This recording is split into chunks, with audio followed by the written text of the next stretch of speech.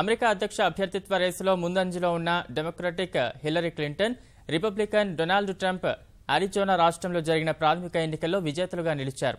తమ పార్టీలో ప్రత్యర్థుల కంటే మరింత ముందంజ వేశారు. అధికారికంగా ఇంకా ఫలితాలు ప్రకటించకపోయినా ఇప్పటివరకు అందిన ఫలితాల ప్రకారం డెమోక్రాటిక్ పార్టీ ఎన్నికల్లో హిల్లరీ క్లింటన్, రిపబ్లికన్ పార్టీ ఎన్నికల్లో ట్రంప్ విజేతలుగా నిలిచినట్లు అమెరికా మీడియా పేర్కొంది. తాజా విజయంతో ట్రంప్కు మద్దతిస్తున్న ప్రతినిధుల సంఖ్య 739కి పెరగనుంది. ఆయన సమీప ప్రత్యర్థి టెడ్ క్రూజ్కు 425 మంది ప్రతినిధుల మద్దతు ఉంది. రిపబ్లికన్ పార్టీ తరపున అమెరికా అధ్యక్ష ఎన్నికల్లో బరిలోకి దిగాలంటే కనీసం 1237 మంది ప్రతినిధుల మద్దతు అవసరం ఉంది. ఇతర రాష్ట్రాల్లో జరగనున్న రిపబ్లికన్ పార్టీ ప్రైమరీల్లో ట్రంప్ 52% ప్రతినిధులను గెలుచుకోవాల్సి ఉంది. ఇప్పటివరకు ట్రంప్ 19 రాష్ట్రాల్లో, క్రూజ్ 8 రాష్ట్రాల్లో విజేతలుగా నిలిచారు.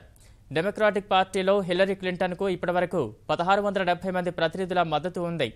ఆ పార్టీ తరపున అమెరికా అధ్యక్ష ఎన్నికల్లో బరిలోకి దిగాలంటే ఆమెకు 2382 మంది ప్రతినిధుల మద్దతు అవసరం.